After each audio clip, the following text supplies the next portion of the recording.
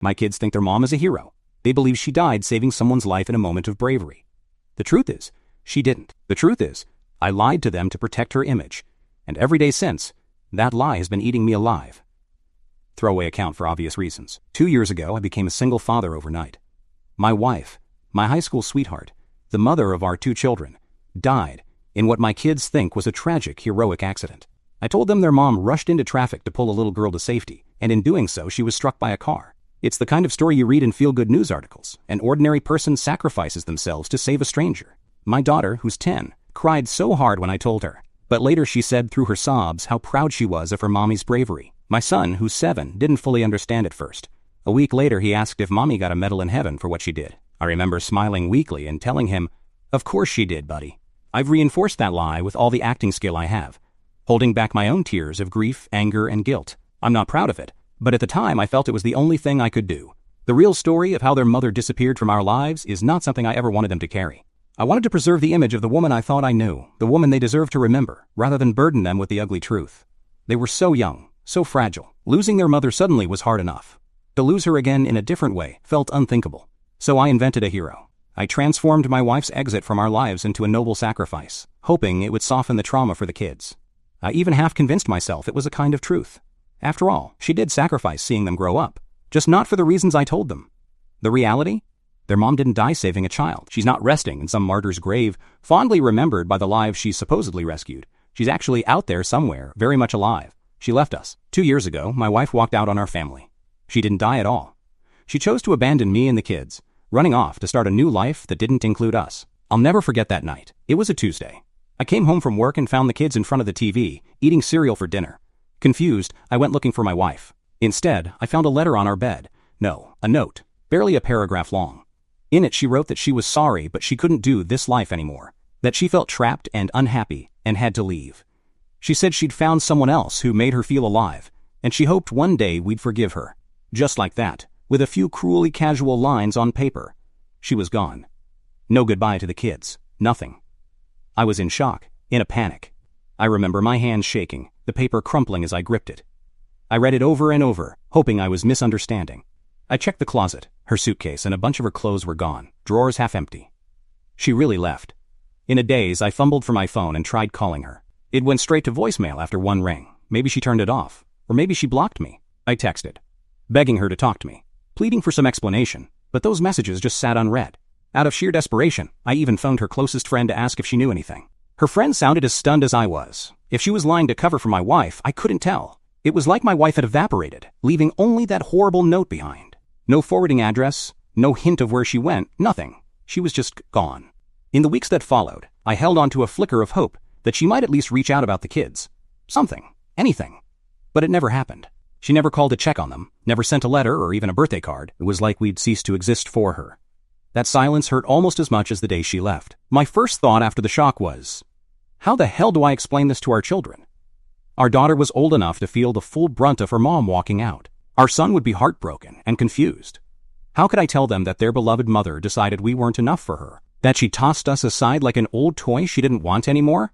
That night, I didn't tell them anything. I tucked them into bed, lied that mommy was just out with a friend, and would be back late.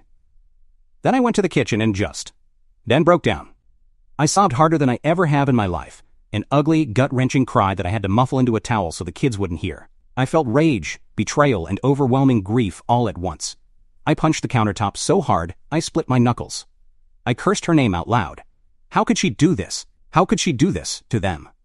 By morning, after a sleepless night, I knew she wasn't coming back. I also knew I couldn't tell the kids the truth. Maybe that was cowardice. Maybe I was just protecting my own shattered heart. But I looked at their innocent faces at breakfast, my daughter asking, "Where's mommy? Is she home yet?" And I lied. I told them that mommy had an accident. Everything after that spilled out in a surreal blur. I concocted a story about how, on her way home that night, mommy saw a little girl running across the street after her dog and saved her, but got hit by a car in the process. I said the doctors tried very hard but couldn't save her. It just came out of my mouth, and once it was said, I had to keep going. I remember my daughter screaming, "No, no, no," and collapsing into me, wailing. My son's eyes went wide and he just froze, silent. I hated myself in that moment even as I said the words, but I also told myself it was for the best. I don't even know exactly why I chose such a dramatic story. Part of me was furious at my wife, and maybe I wanted to make her into someone better in death than she was in life, like some twisted compensation. And part of me just desperately wanted to give my kids something, anything, to hold on to, besides pain. If I had to sever their relationship with their mother, it felt less cruel to do it with a clean, heroic death than with the messy truth of her betrayal. A car accident can be understood. Mommy had to be brave, and it cost her, is an easier pill to swallow than Mommy didn't want you anymore. God, even typing that out makes me sick. The aftermath of my lie was a whirlwind. There were no actual funeral arrangements to make, of course, which made things complicated. I told a few close friends and my only nearby relative, my sister, the truth. I had to, because they wondered why there was no funeral and how the hell to react. My sister was livid on my behalf. She wanted to call out my wife on social media, tell everyone what she did. But for the kids' sake, we kept it quiet. To the few others who asked, neighbors, the kids' teachers, I vaguely said the funeral had been small and out of town, or that I was too grief-stricken to handle a big service. I've basically isolated us socially since then, to avoid too many questions. I even moved us to a different neighborhood a year later under the excuse of a fresh start, but really it was because I was terrified someone would slip up and tell the kids something. People suggested therapy or grief counseling for the kids, but I always found some excuse to avoid it. Truth is, I was scared a therapist or counselor might dig too deep and uncover our secret. So I became their only support through the grief, for better or worse. So now it's just me and the kids, and the elaborate myth of their mother's heroism. And I have become the keeper of that myth. It's astonishing how many little lies you have to tell to support one big lie. The kids ask questions about the accident. What kind of car it was? Did it hurt her? What were her last words? I said it was instant and she felt no pain. I couldn't bear them imagining she suffered. They wanted to know who the little girl was that she saved. I told them I didn't know, just some stranger who ran off in panic. I worried they'd want to meet her to feel connected to Mom's good deed. My daughter drew a picture of Mom as an angel with a cape. My son once picked some wildflowers and left them by the roadside near our house on the date I pretended she died. I caught him doing it, and he said he wanted Mommy's spirit to see he remembered her. I ended up driving them to a graveyard one day with flowers and letting them lay a bouquet on a random grave. We chose one under a shady oak tree, because my daughter was distraught that we never visited Mommy. I stood there feeling like the worst person in the world, standing over some stranger's grave pretending it was my wife's. Every time I see their sad little faces light up with pride when they talk about their mom, my heart breaks a little more. They have no idea that behind my tight smile I'm a wreck. Late at night, after I put them to bed, I often sit on the couch and the weight of all the lies just crushes me. I'll open a bottle of whiskey after they're asleep and just stare at the wall, wondering how long I can keep this up. Sometimes I take out that awful note my wife left and read it again, like picking at a scab that never heals. I don't even know why I torture myself with it. Maybe to remind myself that she really did what she did, that I'm not the villain here for lying. But then I feel a flash of guilt for even letting myself off the hook. Because a dark, awful part of me sometimes wishes that the story I told the kids was true, that she really had died that night as a hero instead of abandoning us. At least then, her legacy to our children would have been genuine, and the love and pride they feel wouldn't be built on lies. At least then, I wouldn't be haunted knowing she's out there somewhere, choosing every day not to be with us. It's a horrible thing to wish someone dead, especially someone you once loved so deeply. But honestly, sometimes I do. Sometimes I dream that she actually died in that car accident, and I wake up crying, not sure if it's from sadness or from relief. What kind of person does that make me? I go back and forth every damn day. One minute I'm convinced I'll take this secret to my grave, for their sake. The next minute I think about how living in a lie can be just as damaging as facing a harsh truth. I haven't been able to move on at all. I'm stuck in this purgatory of pretending. I can't even properly mourn, because the source of my grief is a betrayal, not a noble death. I sometimes catch myself actually feeling angry at the kids for how easily they bought the story, which makes no sense. I crafted it to be believable for them. It's not their fault. Sometimes when they speak so reverently about her, I have this awful urge to scream, "She wasn't who you think she was." Of course I never do, and then I feel like a monster for even thinking it. My emotions are just a mess. I've effectively trapped myself as the grieving widower in my children's eyes. How can I even think about dating or finding companionship when they believe I'm still heartbroken over their hero mom? I'm a relatively young guy in my 30s, and the truth is, I am lonely. But I feel like pursuing any kind of romantic life would be a betrayal, not just of their mom's memory, the version of her I created, but of the kids themselves. They idolize her so much that I'm sure seeing me with someone new would feel like I was replacing their irreplaceable mother. Ironically, if I could tell them the truth about what she did, maybe they'd understand why I deserve to move on. But I can't do that to them, so here I am, alone and likely to stay that way. They have no one else to idolize. My daughter has practically canonized her mom in her mind. She's always talking about how kind and brave her mommy was, how she wants to make her proud by being a good person. And she is such a good kid, both of them are. They have such big hearts, just like I remember my wife used to. Before she became someone who could do this. I'm terrified for the day they start asking harder questions that I can't answer with my prepared scripts. Or the day they become tech-savvy enough to try to look up news articles or records. I've avoided putting any details online or on my own social media because I fear one day a Google search will blow this whole thing apart. What happens if they find nothing? Will they come to me? Will I make up more lies? My God, how far will I go?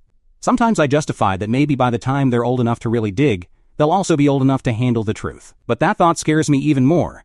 That I'll have to sit them down and tell them that not only is their mother not the hero they think, she's alive and chose to leave them, and that I lied about it for years. I worry they'll never forgive me. I worry it will shatter them. They went through the grief of losing their mom once already. Telling them that loss was based on a lie might be like losing her all over again and losing their trust in me. It all came to a head yesterday, which is why I'm writing this now. My daughter came home from school with a flyer. The school is having a mother-child dance event for Mother's Day. It's something new they're trying this year. Of course, my daughter can't go, and she was trying so hard to be brave about it.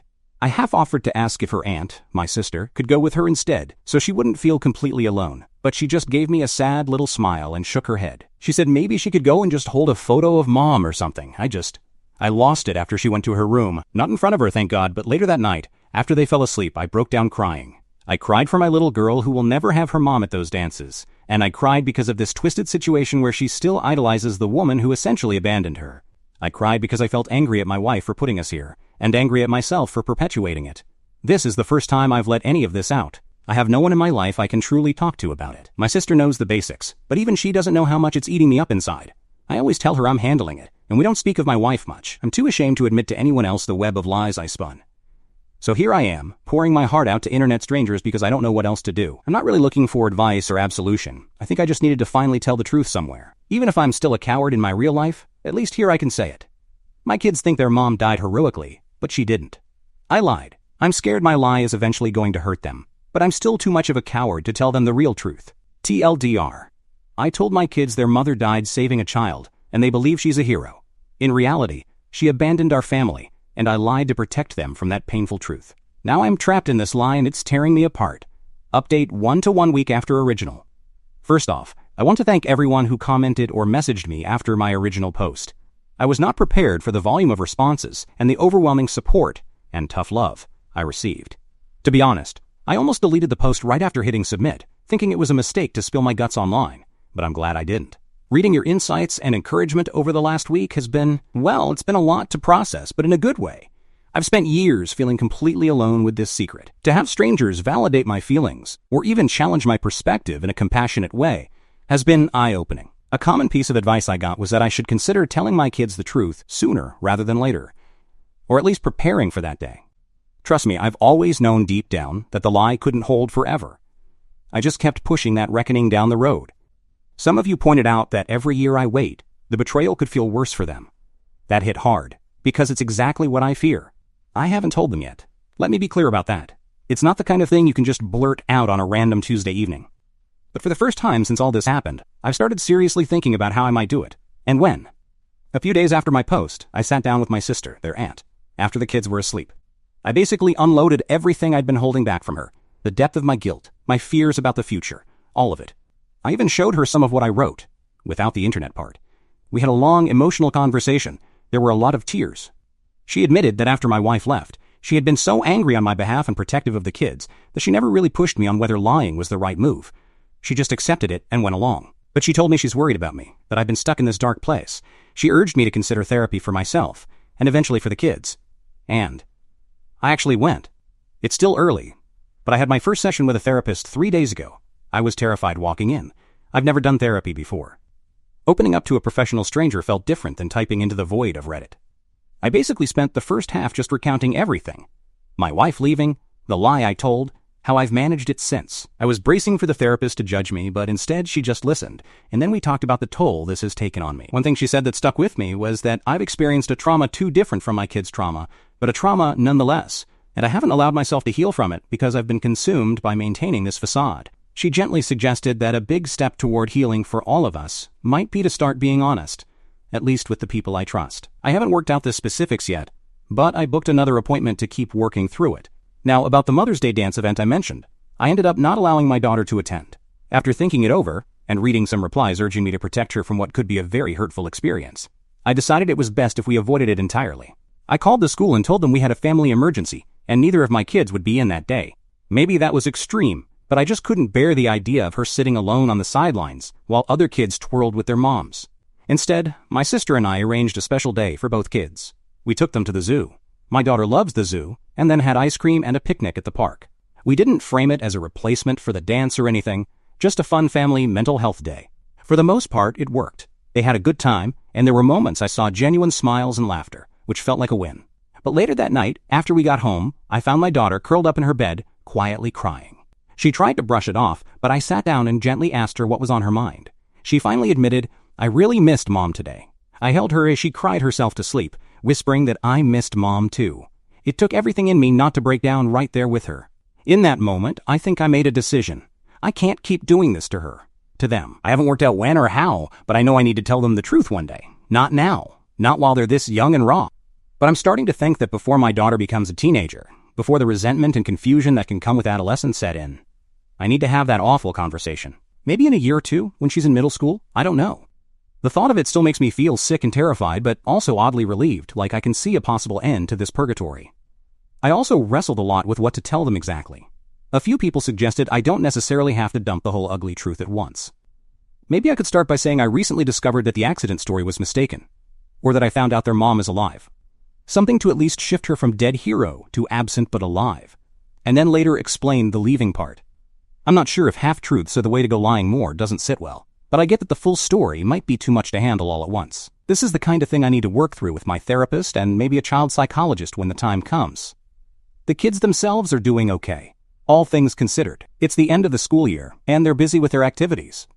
My son is obsessed with dinosaurs right now, and my daughter is practicing for a school play. We've fallen back into our routine. But I think I've changed a bit since writing that post. I'm still weighed down by what I did, but now at least I have a sense that I'm not utterly alone. I have my sister on my side more actively and a therapist who actually understands the bind I'm in. I don't feel fixed by any means.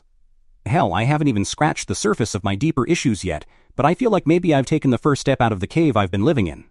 I know some people will still think I'm an asshole for lying in the first place, or for continuing to withhold the truth. I'm trying to come to terms with that. Maybe I deserve some of that judgment.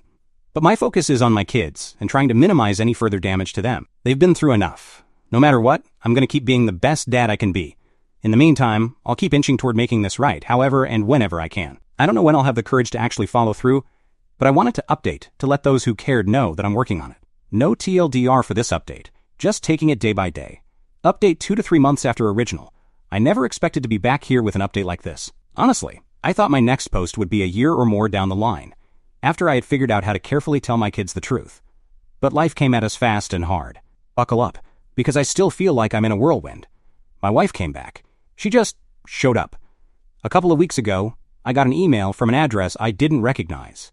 It was from her. My wife wrote that she had heard through the grapevine, probably from an old mutual friend, about how we were doing, and she felt an overwhelming urge to reach out. She said she's been working on herself, and that leaving us was the biggest mistake of her life. She wrote that not a day went by. She didn't think of the kids, and she begged me to let her meet with me, just to talk. She left a phone number. Reading that email made my hands shake with anger. I closed my laptop and ignored it at first. How dare she?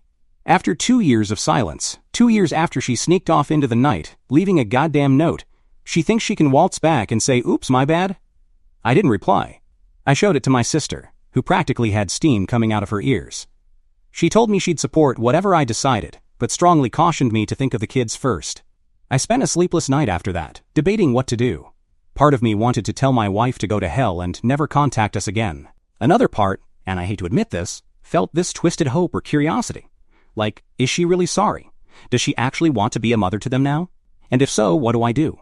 I had vowed to protect my kids from pain, and up until now, that meant protecting them from the fact that their mother chose to leave. But now, protecting them might mean keeping her away, or it might mean giving them the chance to know she's alive. I was damned if I did, damned if I didn't. In the end, before I could make any decision, she forced my hand. Because she didn't wait for my email response.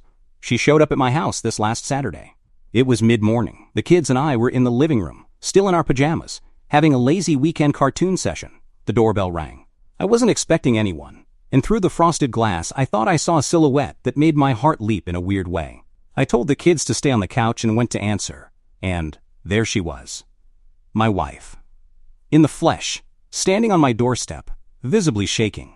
She looked different. A little older, a little thinner. But it was her, unmistakably. For a second, neither of us said anything. I was in absolute shock, like I'd seen a ghost. Then she gave this tiny, nervous smile and said, "Hi." I think I snapped. I hissed, "What the hell are you doing here?" and stepped outside, pulling the door nearly closed behind me. I didn't want the kids to see her. Not like this. Not yet. She started apologizing immediately, tears in her eyes, saying she just had to see me, to see us, that she was sorry, that she'll do whatever it takes to make it right. I was so angry I could barely form words. I told her she had no right to just show up, that this would destroy the kids. She kept saying, "I'm sorry, I'm so sorry," and before I knew it, the door behind me opened. I'll never forget the sound that came out of my daughter's mouth. It was this choked gasp scream, like she had seen something unbelievable. She had gotten curious, of course, and cracked the door open, probably when she heard voices. My son was right behind her, peeking under her arm. They both saw their mother on our doorstep, very much alive. My daughter said, "Mom?" in this small, trembling voice.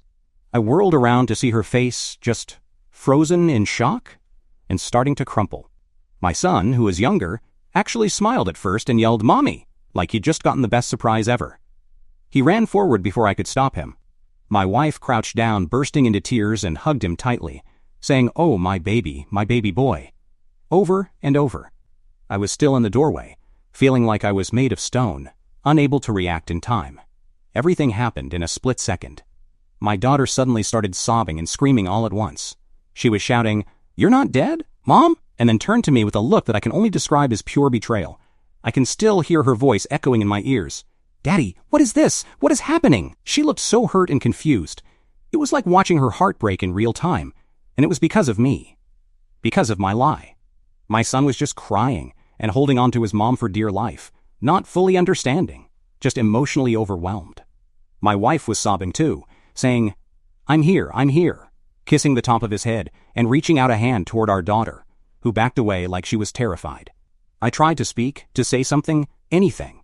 I was just stammering. I remember saying, "I'm sorry, but I had no idea who I was even apologizing to first. To my daughter? To my son? To my wife? All of them? It felt like the world was spinning.